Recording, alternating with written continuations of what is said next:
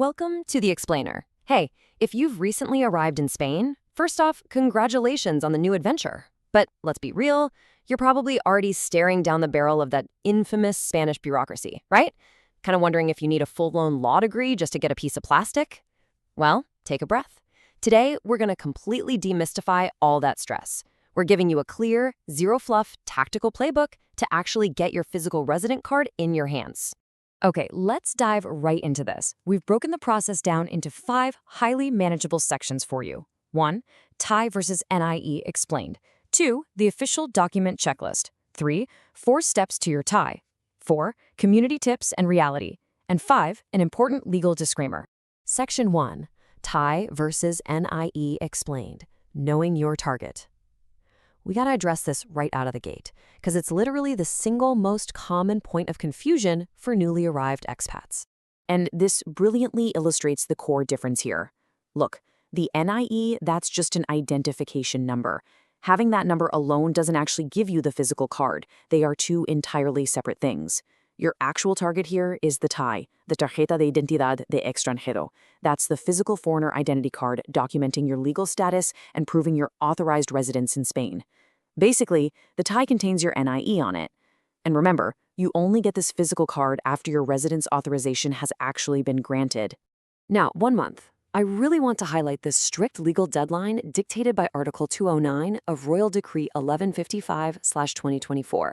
If you have a visa or authorization to stay in Spain for more than 6 months, you have the right, and honestly the duty, to get this card. You absolutely must apply for it in person within 1 month of entering Spain, or from the exact moment your residence is approved. Seriously, do not sit on this. Moving right along to Section 2. The official document checklist, your arsenal. We're going to transition into gathering your exact paperwork now, and we're intentionally using the official Spanish terminology. Why? Well, to train your eyes for those government websites, so you know exactly what you're looking for. No getting lost in translation. Here's your required loadout.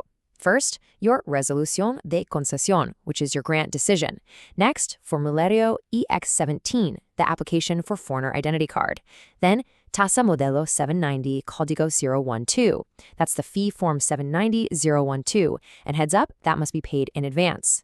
You're also going to need your pasaporte o documento de viaje, so your valid passport or travel document, plus una fotografía, just 1 recent passport-size photo with a white background. And finally, your volante de empadronamiento, your proof of registration, if that's applicable to you. Just a quick note to ease your mind while you're scrambling to collect all this. While you wait for the physical TIE, your resolution de concesión fully proves your legal status in Spain. Yep, the government explicitly states this protects you legally while you navigate these upcoming steps, so you can definitely breathe a little easier there. Let's move to Section 3. 4 steps to your TIE, the execution. No theory detours here at all. This is just a strictly sequential path to the finish line. All right, here are the exact 4 steps. Step 1. Gather all those documents we literally just went over. Step 2. Book your Cita previa, your prior appointment, at the Public Administration e-office, specifically using the portal known as ICP+. Step 3. Attend the appointment in person to submit your documents and give your fingerprints. And Step 4. Collect the card in person. Now listen carefully to this part. I have to explicitly warn you that Steps 3 and 4 mandate a strict in-person appearance. Article 209.1 actually requires you to apply personally. You absolutely cannot delegate the fingerprinting or the card collection to a representative. No way around it. Section 4. Community tips and reality. On the ground in Valencia. So the national rules are basically set in stone, but the local realities? That dictates the actual experience you'll have.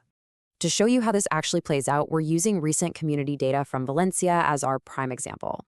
Let's share some real tactical tips to help you secure that notoriously difficult Cita previa without pulling your hair out. In Valencia, these appointment slots typically release at dawn, usually between 8 and 9 a.m., or sometimes mid-afternoon. You really need to refresh the site frequently because cancellations pop up as isolated slots throughout the day. And I want to stress this heavily. This is a 100% free procedure.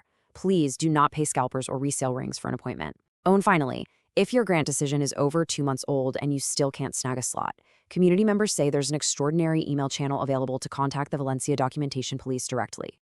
So the crucial point here is 30 to 45. That is the number of days you're realistically going to wait between giving your fingerprints and actually receiving the physical card. They do not hand it over on the same day as your fingerprint appointment, so definitely factor this month to month and a half wait into your personal timeline. Now, if you're applying in Valencia specifically, here are some highly specific addresses derived straight from recent community experiences. Fingerprints? Those are handled at the Patrice Commissaria. For that first appointment, make sure you bring your passport, your paid receipt, and your photo. But check this out, collection is usually at a completely different station, over at Calle Ernest Anestizo 58. They do collections in the mornings, no appointment needed, and it's organized by latte or batch number. Make absolutely sure you check your receipt for your specific batch number before you go. All right, Section 5, important legal disclaimer, the reality check. We just need to shift the tone for a second to address our necessary legal boundaries to protect both you and the integrity of this explainer. So please keep in mind, informational guidance, not legal advice. Always verify the official source. Requirements shift, local offices change their daily procedures. You know how it goes, so always consult official government portals or speak to a legal professional regarding your unique situation. Now that you have the playbook, the exact Spanish document names, and the tactical reality on the ground, are you ready to confidently conquer your TI appointment?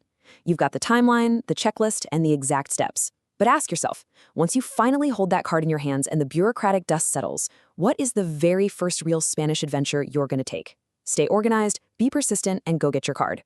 Thanks so much for learning with us today. That was a quick overview.